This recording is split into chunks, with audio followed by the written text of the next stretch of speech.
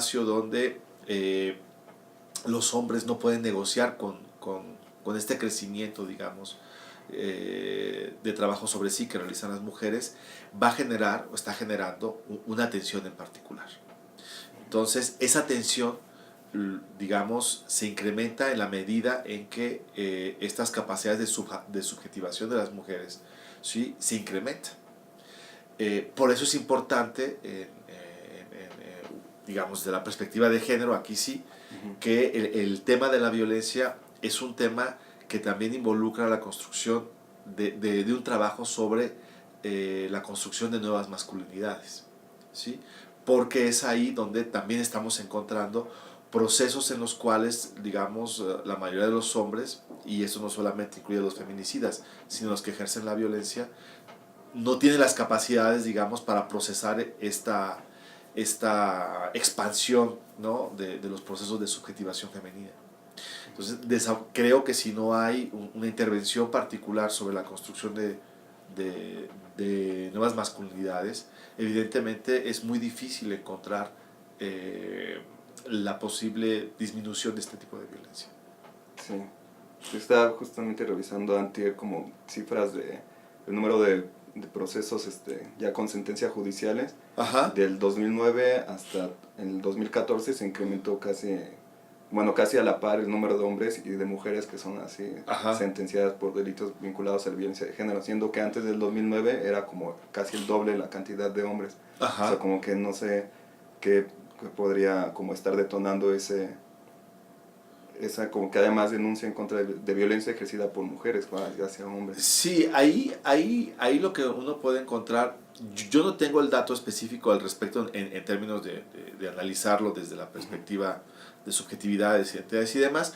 Lo que sí te puedo decir es que en muchos de los, no en muchos, pero en un número importante, ¿no?, o resulta relevante que en algunos casos de feminicidio que uno pudo revisar, lo que encuentra es la participación de mujeres, ¿sí? En donde la mujer, en donde amigas del asesinado, de la obsisa, ¿no?, participa de alguna manera en, en que otra mujer pierda la vida. Y esto me pareció muy significativo, es decir, no es solamente un proceso de construcción de violencia de hombres contra mujeres, que es, digamos, la tendencia y es, digamos, lo que más prevalece, pero a veces si uno rasga, digamos, no rasga, sino uno rasca en el proceso de investigación, uno encuentra que hay participación de mujeres, ¿no? Sobre todo cuando en algunos casos algunas mujeres no quieren tener intimidad con algún amigo y la otra mujer participa incitando, ¿no?, a la otra mujer a que, a que no se constriña, a que le dé la oportunidad, y al final participa de alguna manera en el ejercicio de la violencia, pues de la violencia. Entonces, a mí me parece que sí hay que verlo, digamos, evidentemente es un asunto en donde prevalece la fuerza masculina, ¿no?, pero también hay veces en donde las mujeres también participan. Entonces me parece que es un proceso, y ahí tiene que ver con elementos, insisto, de la construcción de una subjetivación particular, en donde la mujer toma la decisión de cómo usar y cómo ser representada en su corporeidad.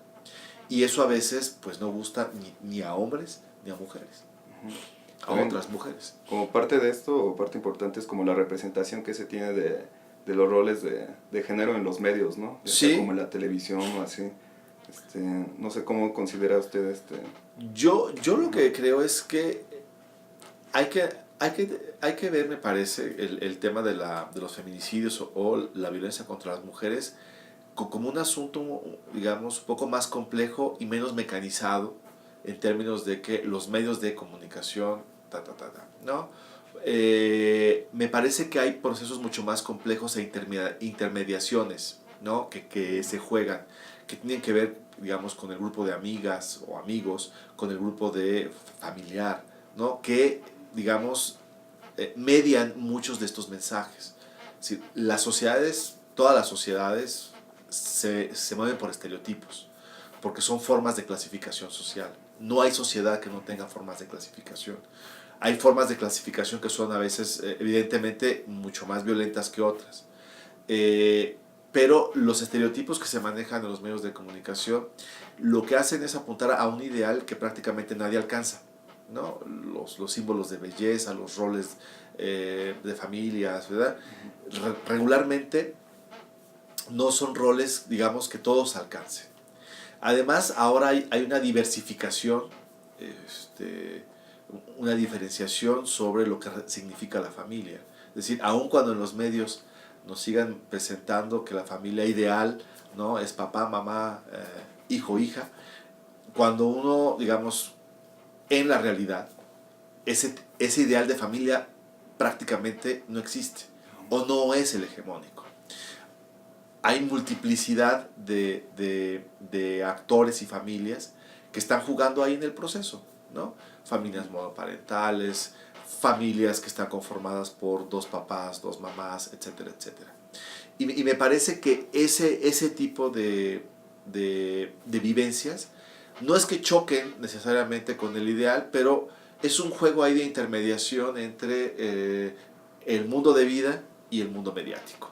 Entonces, a mí me parece que no es que estén incitando a, sino que están, digamos, mostrando lo que en términos generales se considera como adecuado, aunque en realidad el ejercicio de esas prácticas no se esté realizando.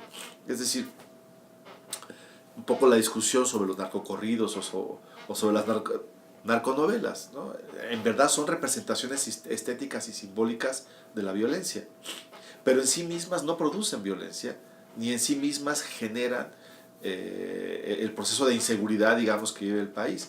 Son representaciones estéticas que se producen a partir de realidades que están ahí, ¿no? Y es una forma de también poder negociar y de poder representar la violencia que se vive de forma cruda. Digamos, todas las culturas, en cierta medida, generan representaciones estéticas sobre sus males y sobre sus bienes, es decir, sobre las cosas sagradas y sobre las cosas profanas. Y esas representaciones o esas mediaciones estéticas permiten negociar de alguna forma o dan sentido a la violencia que se vive en términos reales, pero no la producen en sentido estricto. Entonces yo creo que los medios de comunicación no son ya como antes. Digamos, si uno revisa las telenovelas, si uno revisa incluso en programas conservadores, ¿no?, que podemos encontrar en la televisión, uno empieza a encontrar que lo que se consideraba como la norma se empieza a flexibilizar, ¿no? Entonces ya uno encuentra que se narran casos donde las sexualidades ya no se concentran en la forma tradicional, ¿no?, sino que ahí ya aparecen otro tipo de expresiones de sexualidad, se invierten las reglas de género, digamos, de alguna manera, no en la medida en que uno, digamos, esperaría, pero ya incluso la propia televisión, los propios medios te lo muestran. Entonces, y además es tan grande ahora la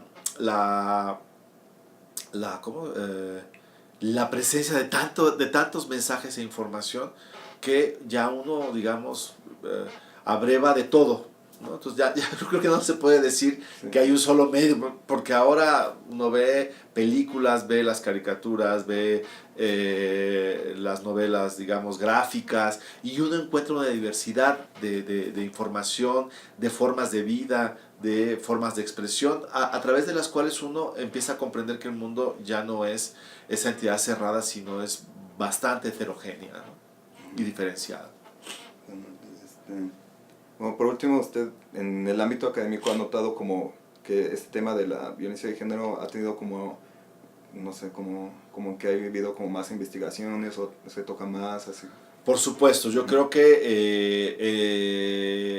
de las investigaciones pioneras que se realizaron, algunas, muy pocas, a finales del siglo XX, y me parece que sobre todo a partir del 2010, 2007, del 2010 más o menos, yo creo, a